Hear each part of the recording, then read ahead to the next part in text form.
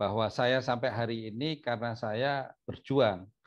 Saya ingin keluar dari garis kemiskinan yang pada waktu itu awalnya memang orang tua saya bukan orang yang mampu, tetapi saya berjuang untuk memperjuangkan seluruh keluarga karena orang tua saya sakit dan kemudian meninggal pada usia yang sangat muda, baru berumur 54 tahun. Sehingga ibu saya, mami saya menghidupi keenam anaknya, saya anak tertua, itu sendirian dengan penghasilan yang menurut saya pada saat itu juga boleh dibilang tidak ada, zero gitu.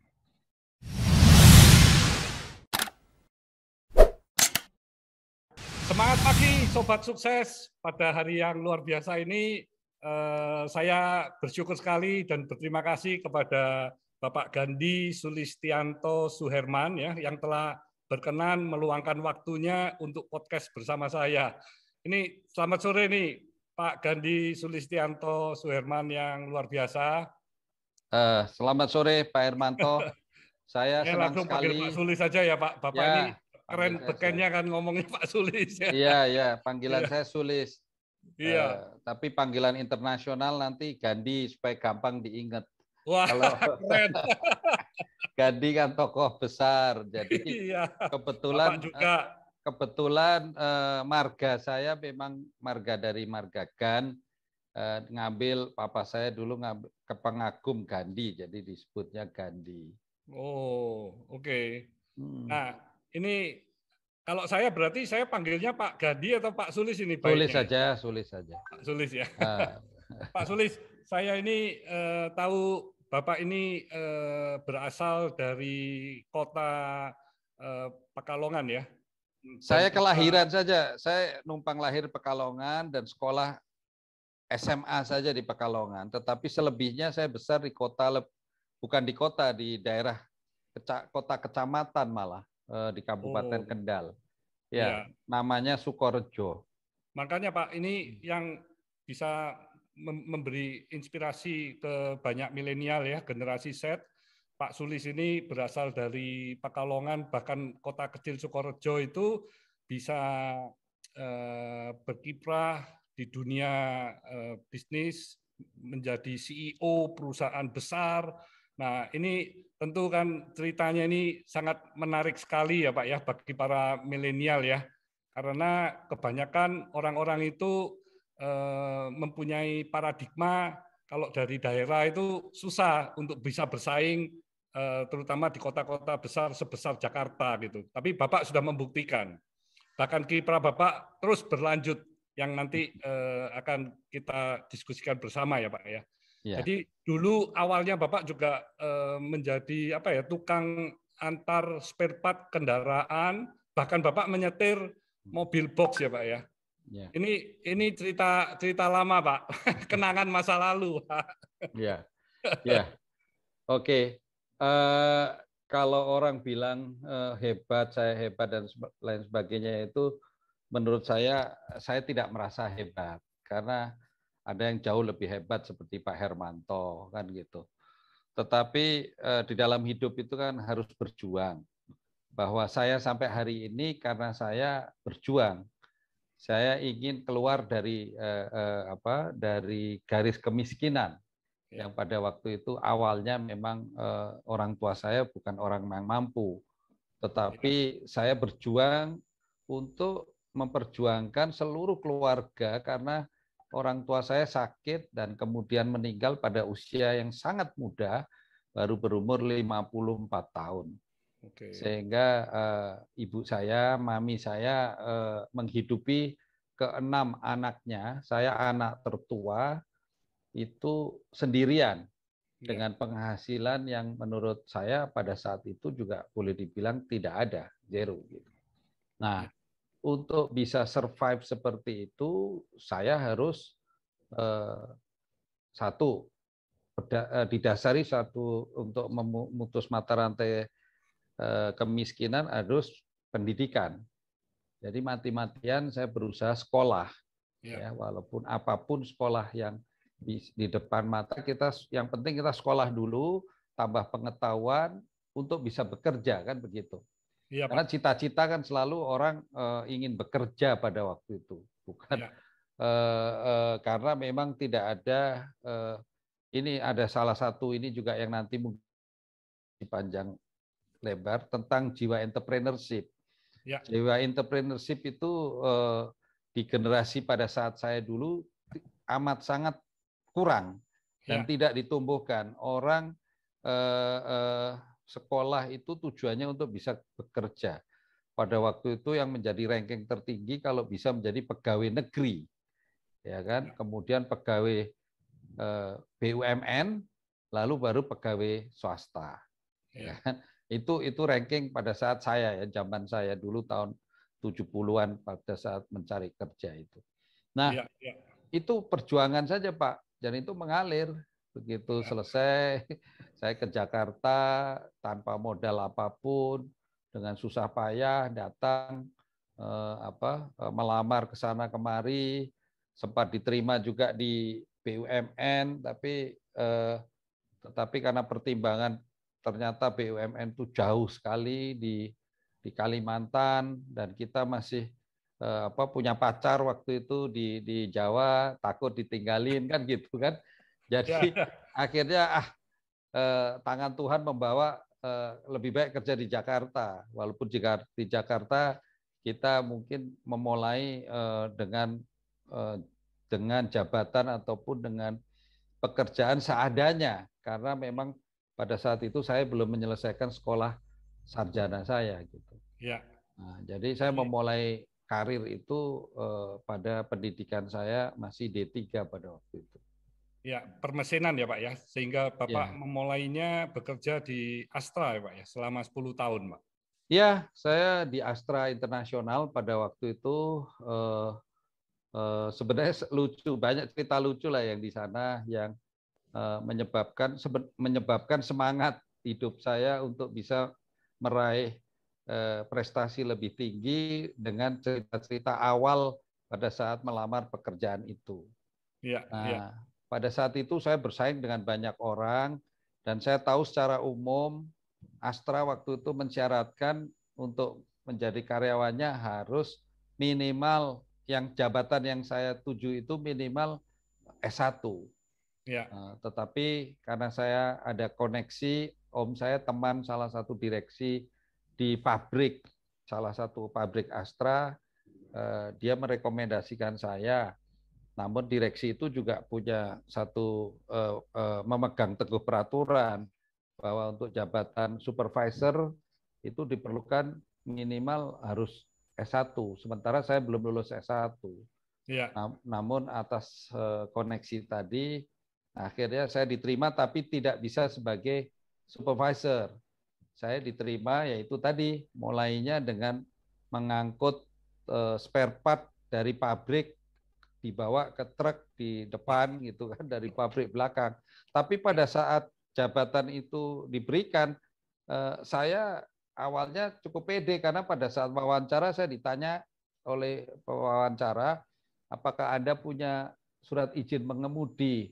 Wah, dalam hati saya akan diangkat jadi supervisor dan langsung akan diberi mobil kan.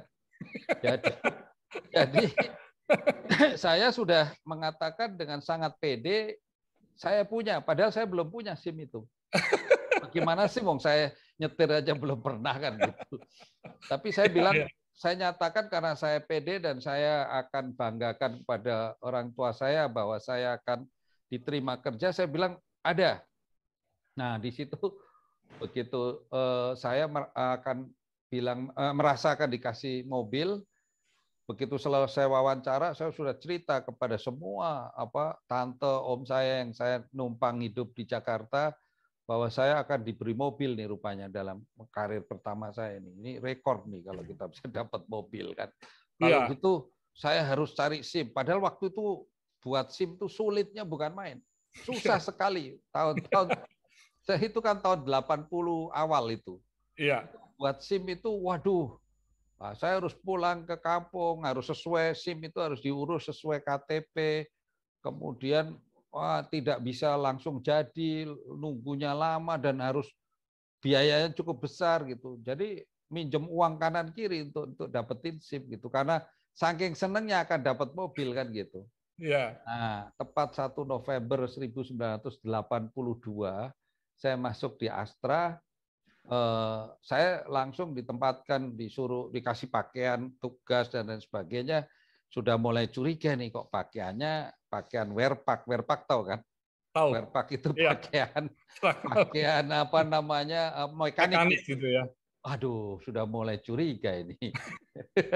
Dan benar, ternyata ditaruhnya di dalam pabrik pembuatan spare part dan SIM itu tidak pernah ditanya lagi setelah itu. Hanya mulai ketahuan bahwa itu bermanfaat ketika saya diminta membawa mobil itu. Tetapi sebenarnya mobil yang saya bawa hanya dari pabrik ke depan, sebetulnya tidak perlu SIM juga harusnya sih. Cuman pewawancara menanyakan SIM ingin mengetahui bahwa saya bisa nyupir atau tidak gitu. Ya. Jadi trikinya itu kan dia sopan, dia tanyanya punya SIM atau tidak. Tadinya kan tinggal tanya bisa nyetir atau tidak kan gitu. Iya. Nah, tetapi anyway itu awal saya punya SIM dan sejak itu sampai berapa tahun kemudian saya punya mobil dan memang mampu diberikan mobil oleh perusahaan dan lain sebagainya karena prestasi. Loh, Bapak masuk di Astra juga 1 November tahun 82, Pak? Tahun 82. 1 November? 1 November. Itu hari ulang tahunnya Avian, Pak, 1 November, Pak. Oh, begitu? Iya. Oh, dan saya masuk Sinarmas 1 November 1992. Wah, berarti 1 November hari bersejarah bagi kita berdua ini, Pak. Sama ini, Pak. Dan nanti saya ini akan serah terima kepada pengganti saya di Sinarmas 1 November 2021. Waduh, luar biasa. Itu. Kok bisa memang ditepatin itu, Pak ya? Enggak juga sih. Bapak di Astra, saya pikir saya salah dengar. 1 November di Sinarmas 1 November. Iya. Tapi enggak ditepatin sih, Pak. Memang kebetulan aja. Wow. Kebetulan. Saya juga baru sadar barusan ini. Oh iya ya, ternyata. Papa saya memulai bisnis Avian itu 1 November tahun 78 dari home industry, 18 karyawan, sampai setelah 40 tahun kemudian Avian sudah bisa menjadi pabrik cat yang terbesar di Indonesia. Dan tahun lalu pada 1 November tahun 2020, berarti 42 tahunnya Avian, papa saya meninggal, Pak. Jadi persis 1 November, Pak. Jadi papa saya nih, saya luar biasa sekali pada tanggal 1 November memberi hadiah Avian Innovation Center, sebuah laboratorium terbesar di Asia Tenggara, tapi papa juga meninggalkan kita semua pada saat itu. Jadi papa memang meninggalkan legacy lah bagi anak cucu, cicit, dan seluruh masyarakat Indonesia lah ya, karena Avian sudah menjadi cat nasional yang terbesar. Ya, luar biasa. Saya sudah membaca juga tentang sejarah Avian. Dan waktu saya diberitahu Pak Raharjo, saya akan diwawancara Bapak, saya juga membaca tentang Bapak. Saya kagum, Pak. Saya kagum tentang Pak Hermanto. Saya terinspirasi, dan tadi kata-kata Pak Hermanto tentang Papa Bapak, legacy, itu buat saya juga itu kalimat mantra, Pak. Ya, mantra Pak. Buat saya. Betul, ya, Pak. Legacy untuk anak cucu dan untuk keturunan kita itu lebih penting dari segalanya. Betul, bahkan Pak. lebih penting dari uang. Ya. Betul. Legacy itu Pak. tidak berarti uang, kan gitu. Ya. Nilai, value. Justru walaupun papa saya tidak berumur panjang ya, hanya 54 tahun, ya, tetapi saya merasa value yang dia tinggalkan kepada saya melekat sampai hari ini. Betul. Gitu. Dan saya tidak akan lupa value-value yang diterapkan tersebut yang menjadi landasan semangat kerja saya sebenarnya. Ya, ini Pak Sulis memulai bekerja di Sinarmas ini kan tepat 1 November tahun 1992 ya. Dan karir Bapak saya lihat kan, waduh ini meroket terus naik, diberi kepercayaan semakin besar, tambah besar, sehingga pada tahun 2002 tepatnya itu kan menjadi managing director dari Sinarmas Group ya, Ya. presiden director managing director ya, sampai Ya. sekarang masih menjadi managing director. Ini tentu suatu prestasi yang luar biasa ya Pak ya. Jadi Bapak benar-benar membuktikan ketekunan, keuletan, juga loyalitas yang hebat. Nah, Bapak waktu di Sinarmas Pak ya, bekerja demikian panjang, itu menurut saya juga pasti apa alasan Bapak kok tetap di Sinarmas sampai saat ini ya Pak ya? Ya, jadi sepanjang karir saya total sekarang 39 tahun ya. Dari Ya Pak. sejak tahun 1 November 82 itu, eh, sikap ataupun yang tadi value yang ditinggalkan orang tua saya itu, saya selalu ingin yang terdepan, Pak. Saya tidak pernah mau bekerja itu nomor 2 atau nomor 3. Ya. Saya selalu ingin nomor 1. Ya. Tidak tahu kenapa darah itu mengalir dari orang tua saya. Dari sekolah pun kita juga ngotot ingin selalu nomor 1, walaupun mungkin tidak tercapai, tapi itu arah itu ngotot gitu. Ya. Tidak juara tapi memimpin misalnya. Ya. Jadi dari SD sampai SMA saya selalu ketua kelas. Wow. Nah, itu saya nggak tahu, itu jiwa ya. Ya, Jadi kalau leadership. Jiwa itu leadership Bapak tinggi ya sekali. itu dipilih oleh teman-teman, atau kalau tidak dipilih saya ngotot ingin juga mengajukan diri gitu. Itu memang darah Pak, DNA ya. Ya. Jadi itu dari sejak di Astra. Makanya waktu saya akhirnya dari tadi di bidang teknik tadi kemudian dipindahkan ke bagian sales ya. Saya juga selalu sales saya ingin selalu nomor 1 di antara salesman yang lain. Ya. Nah, saya di Astra sudah keliling dari jualan sepeda motor sampai jualan mobil yang mobil kelas bawah ya, waktu itu dari merek Daihatsu, bahkan merek yang paling susah Fiat waktu itu ya, yang sudah Ya. mati akan dihidupkan lagi, sampai terakhir saya jualan BMW. Wow. Merek yang cukup prestisius. Ya. Itu semua saya raih dengan raihan nomor 1 gitu dalam hal penjualan. Ya. Jadi ada memang produk yang tidak sukses sampai hari ini. Fiat itu dulu zaman saya jual Fiat Uno, tapi pada saat saya menjual masa saya penjualan saya paling besar gitu. Nah, tetapi tidak pernah saya merasa ingin menjadi nomor 2 atau nomor 3. Nah, ini pertama. Nah, kedua, selalu sikap positif, Pak. Saya selalu bersikap tidak pernah memandang orang itu dari sisi negatifnya. Walaupun semua orang punya dua sisi mata uang, tetapi nilai positif yang saya selalu ambil. Ya. Jadi kemudian berkomitmen. Saya tidak pernah mau melepaskan sikap yang orang yang tidak komit itu saya paling nggak suka. Jadi apa yang saya katakan satunya perkataan dan perbuatan itu.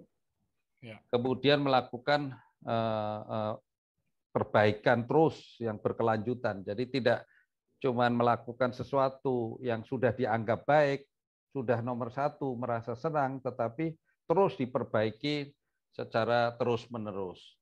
Kemudian kita terus coba berinovasi. Itu terus saya terapkan, Pak, dari saya Astra sampai ke Sinarmas. Nah, pada saat saya masuk Sinarmas tahun 92, sebenarnya saya masuknya itu bukan karena saya susah di Astra, tetapi ini karena saya masih berprestasi yang di puncak waktu itu di Astra, ya. Tetapi saya waktu itu menjual BMW, kemudian saya belajar main golf. Belum ada itu di Astra pada saat itu orang main golf. Saya memulai belajar main golf, awalnya tidak disediakan budget oleh perusahaan, saya keluar budget sendiri. Karena untuk menjual mobil mewah kalau tidak punya hobi main golf, sulit untuk bisa approach orang. Pemikiran saya pada waktu itu dan ternyata benar.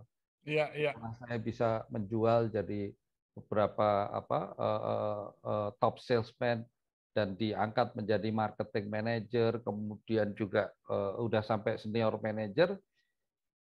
Salah satu teman main golf saya itu adalah pemilik dari bank, pada saat itu bank yang cukup besar, ya, namanya Bank Internasional Indonesia. Oh, BII ya. Nah, ya, waktu itu pemiliknya sekaligus dirutnya yaitu Bapak Indra Wijaya. Ya. Nah, Pak Indra itu masih belajar golf, saya temenin, Pak. Ya. Sebelumnya saya temenin anaknya gudang garam. Nah, saya Ya. berhasil jual 40 unit mobil gudang garam di sana. Jadi duit Wow. saya banyak, komisi itu di situ. Dari jualan 40 mobil unit BMW, besar sekali komisinya. Ya. Tetapi waktu itu terus saya tertantang setelah bisa masuk tembus gudang garam, bagaimana saya harus tembus perusahaan Sinarmas pada waktu itu. Ya, saya deketin pemiliknya. Sama waktu saya deketin pemilik gudang garam sebelumnya. Nah, pada saat saya pendekatan itu main golf sama-sama dan lain sebagainya, ternyata singkat kata saya berhasil menjual mobil yang saya tawarkan kepada Pak Indra Wijaya pada waktu itu. Beliau membeli mobil yang terbaru, model terbaru, dan karena saya bujuk terus, mobil beliau itu saya suruh ganti, walaupun mobilnya juga waktu itu mobil Jaguar, itu juga mobil mewah, tetapi beliau akhirnya mau mengganti BMW. Nah, jadi BMW dia beli yang model terbaru, tetapi syaratnya yang aneh. Saya yang harus mengantarkan sendiri ke kantornya dia. Nah, waktu saya antarkan ke kantornya, saya ketemu beliau di kantornya, dia tanya, sekarang kamu naik apa, katanya. Saya naik Peugeot, Pak. Saya waktu itu naik Peugeot 405 itu, Peugeot perusahaan apa yang mobil Prancis tuh. Ya. Nah, kalau gitu gini deh, itu mobil yang saya beli tadi buat kamu aja. Nanti saya kasih supir kalau kamu mau join sama saya, katanya. Duh, kaget saya. Selama kita main golf, saya tidak pernah nyinggung soal pekerjaan. Ya, selesai beli mobil kok malah saya ditawarin itu. Saat itu juga saya menolak waktu itu. Karena apa? Karena dia kan nanya gaji saya segala. Gaji saya nggak terlalu besar. Tetapi saya nggak cerita komisi saya. Komisi saya besar sekali. Komisi saya bisa sampai puluhan kali kan gitu dari gaji. Terus saya tolak. Waktu saya tolak, dia bilang ya udah nggak apa-apa, pikir aja dulu. Tapi kami terus biasa kan main terus. Jadi gantian, kalau dulu saya approach dia untuk beli mobil, kali itu setelah permintaan itu gantian dia nge-approach saya untuk ikut dia gitu. Ya, ya. Nah, itu cerita saya masuk Sinarmas, Pak. Jadi tidak pakai tes, tidak pakai apa, tapi langsung ditawari dan dikasih fasilitas yang paling tinggi, ya. Karena saya lihat waktu itu direksi di sana tidak ada yang pakai mobil apa yang baru seperti yang saya mau diberikan kepada saya itu gitu. Dan posisinya pun juga tidak main-main. Ada salah satu perusahaannya, anak perusahaannya itu financial services-nya beliau, saya ditawari sebagai CEO langsung. Prestige loh, kan makin bingung lagi gitu. Nah, padahal usia Bapak waktu itu masih 32 tahun 32 ya, 32. Masih muda. Ya, kalau pada waktu itu ya masih ada pengen gaya-gaya juga gitu. Karena kan belum pernah disupirin orang juga, Pak. Biasanya kita nyupir sendiri atau nyupirin orang kan gitu, nyupirin bos-bos kita kan gitu. Kali itu tiba-tiba ditawarin mau dikasih supir segala, wah kita mikir-mikir juga. Tapi baru 3 bulan kemudian saya baru memberikan keputusan untuk mau bergabung.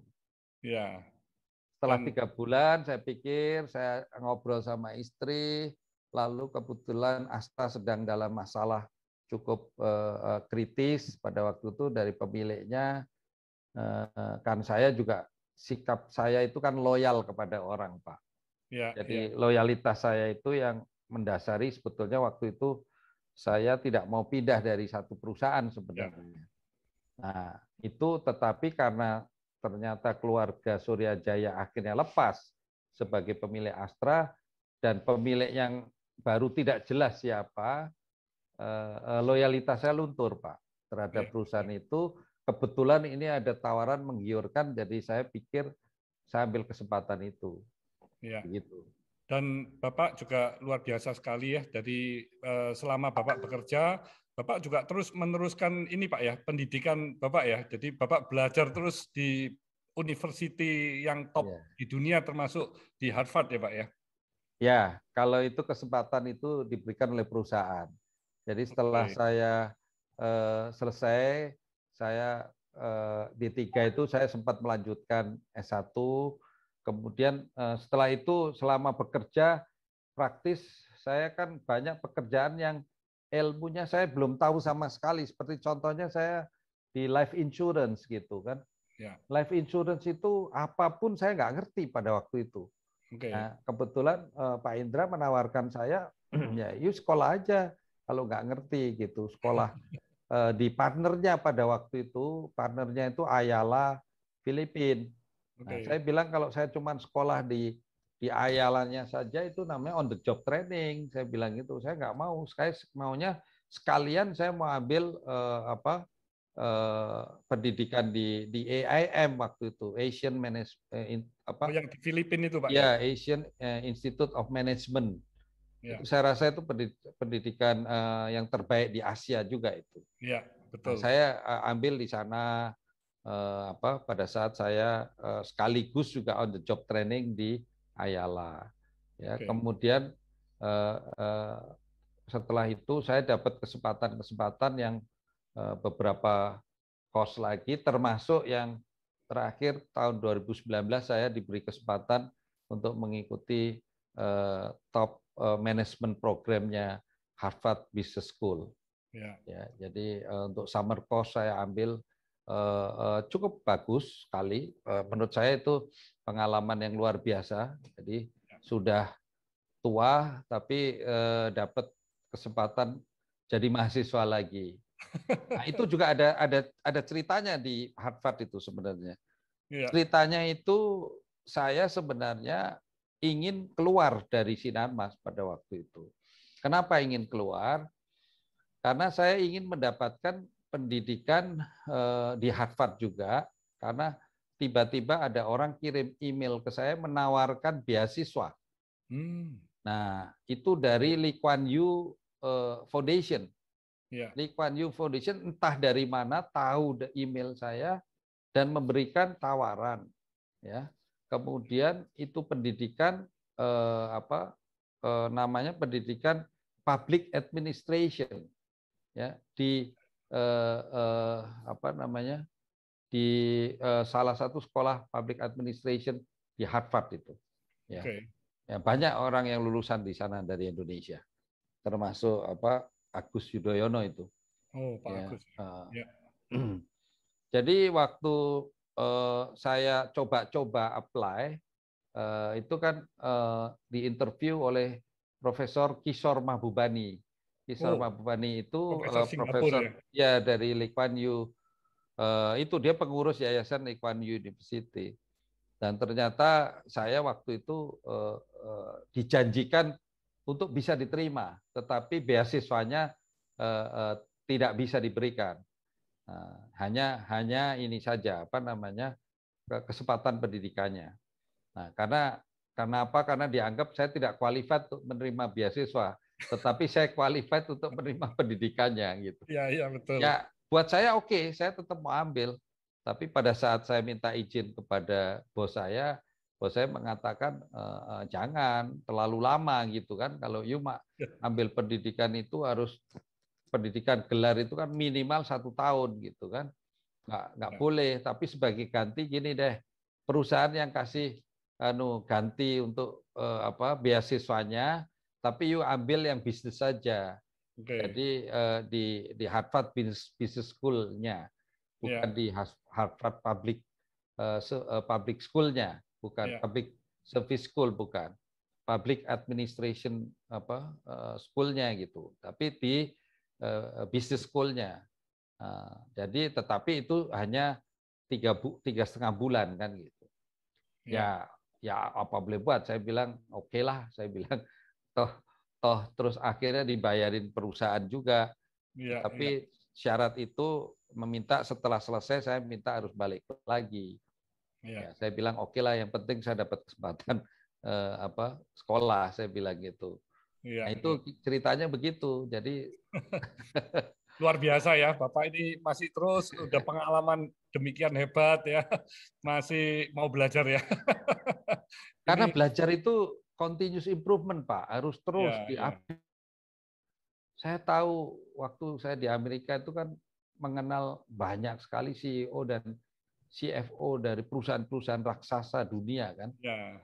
Jadi banyak bertukar pikiran, banyak exchange knowledge dan sebagainya, sehingga kadang-kadang apa yang kita lakukan di sini ya kita mencontoh juga krisis-krisis yang mereka juga jalankan waktu itu gitu. Iya, iya. Ya. Nah, Pak Sulis, waktu di Sinarmas ini persaingan bisnis ini kan memang semakin lama semakin ketat ya. Nah, itu terobosan-terobosan atau inovasi apa yang Bapak kembangkan di grup yang paling membanggakan ya, Pak? Well, sebenarnya kan Sinarmas dulu start hanya dengan 4 bisnis utama yang sebenarnya dirintis oleh founding fathers-nya Pak Eka ya. Sinarmas, yaitu Pak Eka Cipta Wijaya. Ya. Hanya 4. 4 itu yang menyangkut masalah kebutuhan sehari-hari manusia. Ya. Kebutuhan makan, ya kan, itu berupa minyak goreng, kan, makanan sawit ya Pak ya. Ya, kebutuhan sandang, kebutuhan ini tempat tinggal, papan, kebutuhan ya, papan, propertinya yang dikembangkan, makanya banyak tanah-tanah yang dikembangkan sebagai developer. Kemudian kebutuhan akan pendidikan, waktu itu sekolah, makanya kertas, dibuatlah kertas, kan gitu. Ya. Kemudian untuk mendukung semua kebutuhan tadi butuh dukungan keuangan. Dibuatlah nanti financial services. Ya. Dimulai dari 4 itu. Nah, pada generasi berikutnya menambah lagi 2, yaitu teknologi, ya kan. Kemudian juga resources, dari resources mining dan lain-lain. Nah, semua itu dikelola secara independen, Pak. Oleh itu tidak ada terkait satu sama lain. Nah, maka dari itu yang menjadi tantangan pada saat ini semuanya berjalan beriringan bersama itu adalah komunikasi, Pak. Komunikasi antara satu perusahaan, karena satu PT itu karyawannya bisa 100.000 lebih gitu. Satu unit pilar sendiri, ya kan. Nah, total waktu awal-awal saya memulai itu sekitar hampir 200.000 lah karyawannya. Nah, saat seperti yang Bapak tahu di di Mojokerto aja itu yang Ciwikimia, itu kan sudah satu pabrik itu aja udah 14.000, Pak. Gitu kan, ada 4 desa kan, 4 kecamatan malah, ya kan. Nah, yang meliputi 4 kecamatan di situ. Itu udah 14.000 sendiri. Nah, itu sampai hari ini tercatat sudah ada 380.000 karyawan Sinarmas itu. Wow. Nah, itu ada masalah kecil sedikit aja bisa menjadi besar itu kalau tidak segera ditangani. Betul. Sehingga Bapak rasakan lah, karena Bapak juga nangani pabrik kan, begitu besar kan. Apalagi sekarang serikat pekerja itu segala kan mempunyai suara yang cukup baik gitu, cukup signifikan lah di dalam menentukan ini perusahaan. Maka dari itu tantangan utama dari semua itu adalah komunikasi. Nah, disitulah saya terus terang memperbaiki banyak sekali sistem komunikasi yang ada di antara pilar-pilar bisnis Sinarmas. Kalau bisnis development-nya sendiri sudah banyak ditangani ahli-ahli seperti kertas begini, ini banyak ahli-ahli orang Eropa, ekspatriat kita juga jumlahnya cukup signifikan, cukup ribuan lah. Ya, jadi sudah semua di bidang ahli yang seluruh dunia pasti ada di kita gitu. Warga negara yang yang ahli di bidang tersebut ada, ya kan? Ya. Kemudian seperti kertas ada orang Finland, ya kan? Kemudian dari orang-orang dari pertanian juga dari negara pertanian yang maju, semuanya ada. Tetapi yang mereka tidak bisa kuasain adalah itu tadi, berkomunikasi dengan baik. Komunikasi itu meliputi komunikasi kepada internal sendiri, ya, antar manajemen dengan karyawan, antar karyawan satu dengan karyawan yang lain, dan komunikasi keluar, Pak, kepada publik. Nah, itu butuh skill dan inovasi tersendiri. Nah, itu saya merasa saya punya legacy lah di Sinarmas untuk itu. Ya, mengayomi gitu ya, mengayomi semuanya jadi berjalan dengan bersinergi ya, saling melengkapi gitu ya. Karena memang Sinarmas juga sebuah keluarga yang sangat besar ya. Besar jadi sekali. memang perusahaan keluarga digabung dengan profesional yang terus berkembang dengan pesat. Itu memang tidak mudah itu, Pak. Yang kecil aja nggak mudah, apalagi yang besar ya. Iya, memang itu tantangannya luar biasa sekali. Ya. Ada kiat-kiat apa, Pak, untuk bisa memanage antara perusahaan keluarga yang demikian besar dengan profesional dan bagaimana transisi dari family business ke profesional ya Pak ya. Ini kan tantangannya besar sekali Pak ya, karena kalau semuanya di family terus family-nya tidak mempunyai kontribusi, itu kan bisa membuat perusahaan jadi tidak sehat ya. Iya, itulah saya belajar banyak dari Bapak almarhum Pak Eka Cipta, karena kebetulan saya juga terlibat langsung, saya juga ikut rapat-rapat dengan beliau dulunya, ya kan. Kemudian saya terlibat juga dengan anak-anak beliau yang semuanya yang semua berbisnis di Indonesia, itu saya report kepada beliau kan, mereka kan gitu kan.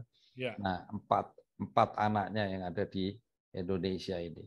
Kemudian sekarang ke cucunya pun saya masih ikut merasakan gitu transisinya. Jadi dan terlibat langsung sebagai pelaksana kan gitu. Nah, menurut saya yang utama daripada itu semua adalah value daripada perusahaannya, Pak. Core value-nya.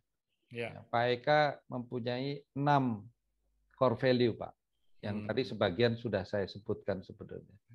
Nah, itu diwujudkan. Tentu saja Pak Eka waktu merangkum ini dia cerita saja, tapi kami ini yang coba mengambil intinya, mengambil sarinya daripada yang disampaikan Pak Eka. Ada 6 core value-nya Pak Eka. Yang tadi saya bilang, pertama harus sebagai seluruh sendi di dalam perusahaan ada integritas, itu nomor 1. Ya kan? Nomor 1 itu harus integritas itu. Ya. Kemudian kedua, sikap positif. Sikap positif tidak boleh memandang sesuatu itu dari sisi negatifnya. Kemudian punya komitmen tinggi, ya. Berkomitmen. Setiap insan Sinarmas dituntut untuk berkomitmen tinggi. Komitmen itu bukan hanya kepada karyawan atau komitmen kepada sesama teman, komitmen kepada mitra usaha juga itu juga dituntut. Komitmen kepada pemerintah juga yang menjadi kewajiban perusahaan juga harus dituntut. Kemudian perbaikan yang berkelanjutan. Jadi yang tadi saya bilang continuous improvement itu terus digali dan digali. Kemudian inovatif, ya, dan yang terakhir beliau menuntut kita semua loyal, gitu. Loyal kepada perusahaan, loyal kepada pekerjaan, ya kan, loyal. Pokoknya sifat loyal ini menjadi penutup dari 6 core value-nya Sinarmas. Luar biasa. Jadi memang budaya dari perusahaan itu harus bisa ditularkan ya, mulai dari atas sampai ke bawah gitu ya. Ya. Maka kami membuat semacam satu ketentuan umum yang berlaku setiap ada acara perusahaan harus ada himne perusahaan ya. kemudian juga pembacaan fakta integritas itu diulang dan di dalam perusahaan kita setiap naik lift, di dalam lift lagu-lagunya adalah lagu-lagu yang mengulang terus mengenai core value tersebut. Ya. Dan pilar Bapak yang baru tadi juga salah satu teknologi ini kan juga sangat cocok dan pas sekali di masa pandemi ya, karena masa pandemi ini kita melihat teknologi digitalisasi ini kan berkembangnya luar biasa ya. Semua sekarang melalui teknologi ya, termasuk kita sekarang podcast juga nggak terpikirkan 2 tahun yang lalu gitu ya. Iya, betul. Itu memang satu-satunya ini Pak Suli ini. Apalagi demikian besar ya nilainya ya. Iya. 13,5 waktu itu 6,5 ada di di luar negeri, 7 miliar ada di dalam negeri. Dan setelah berapa lama Pak itu bisa selesai Pak restrukturisasinya Pak? Selesai dari 2001, kita 2003 sudah perundingan selesai. 2005 kita sudah mulai payback gitu loh, mulai pembayaran kembali. Dan waktu itu diperkirakan kita waktu itu berhasil dealnya 22 tahun untuk ditarik kan utangnya. Tetapi belum sampai 22 tahun sudah selesai semuanya. Iya.